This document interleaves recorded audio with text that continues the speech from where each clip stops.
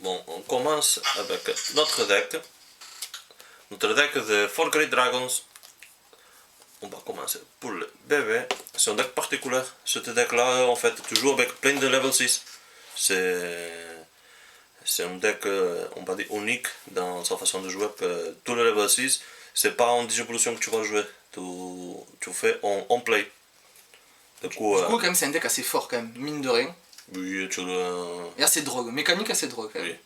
Du coup, pour commencer avec des bébés de Digitama, je joue 3 Fremont. Ça veut dire que si tu as 3 ou plus Security Card, cet Digimon il a plus 1000. C'est toujours intéressant d'avoir un peu plus de force. Après, on aura 2 Bibimon, que si tu tombes avec 3 Security Stack, tu gagnes un memory pendant que tu fais ton attaque. Du coup, après, ça te permettre d'avoir plus de corps dans le terrain ou même d'appliquer tes options. Bon, là, on passe au level 3, le rookie. Ça veut dire qu'on a 2 Salamon. Cette carte, tu peux faire un rush, que elle, en fait, si elle meurt en delation, si tu as 3 au moins security card, tu fais recovery 1. Ça rentre un peu dans les sorts de l'autre. Si tu attaques et si tu as 3, tu gagnes un memory. Du coup, là, tu peux gagner un memory et en plus faire un recovery 1. Tu peux avoir un combo. Du coup, ça accommode bien. Oui. Ensuite, un autre rookie, petit level 3. Oui. Loopmon, lui c'est on play. En fait, tu fais tu vérifies ton security stack et tu peux récupérer une carte. Et si tu le fais, tu fais draw 1. Toujours bon de piocher. Hein. Même si on pioche beaucoup dans Digimon, c'est toujours bien de piocher parce qu'on est souvent bloqué, vraiment. Et même si les decks ils tournent bien, c'est toujours bien d'avoir une carte en plus quand même. Oui. Et en fait, des fois, si tu as besoin d'une carte et forcément elle est dans ton security stack, tu arrives à la récupérer.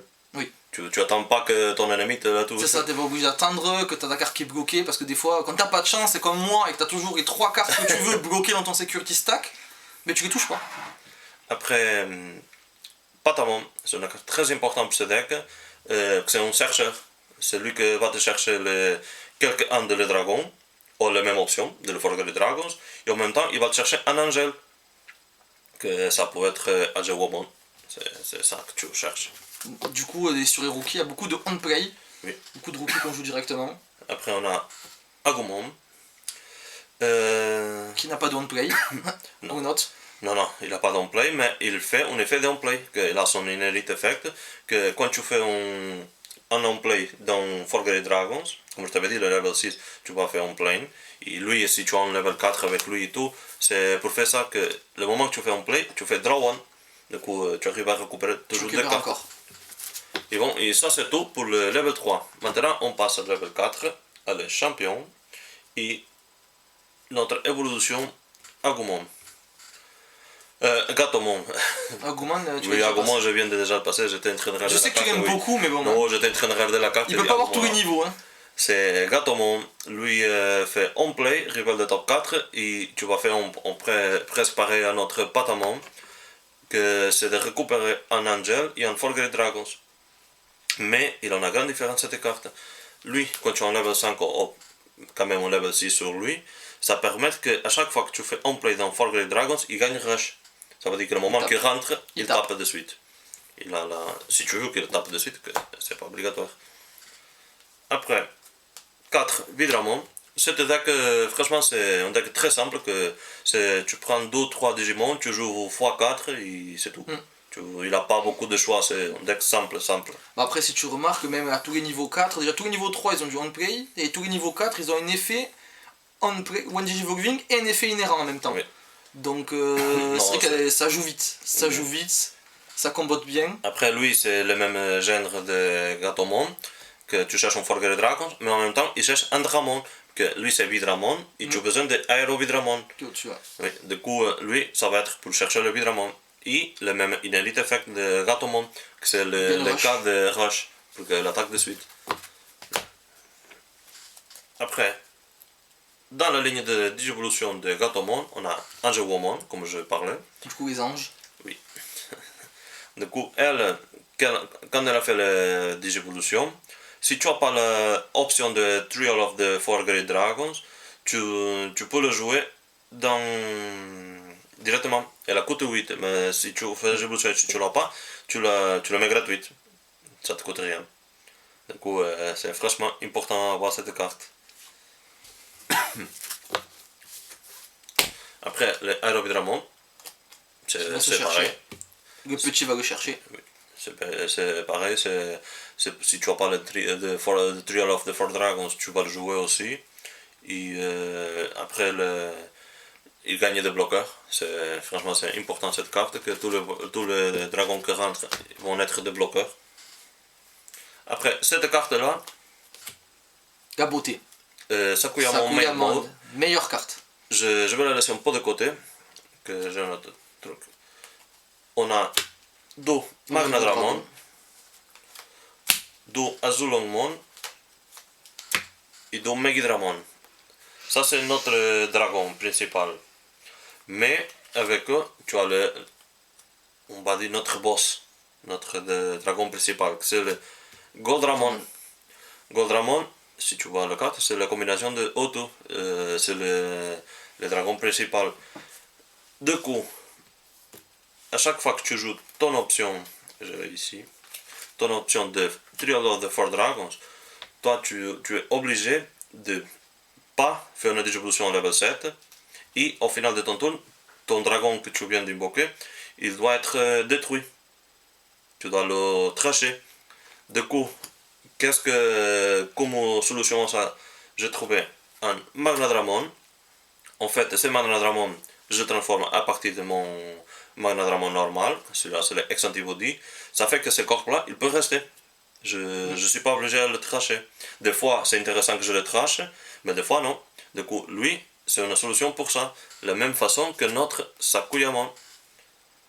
C'est des cartes pour prévenir la deletion. Ça empêche la destruction, du coup, par les effets de l'option. Oui. Du coup, c'est comme dit, notre Goldramon, notre Azulongmon, si tu fais un play, tu fais draw 2.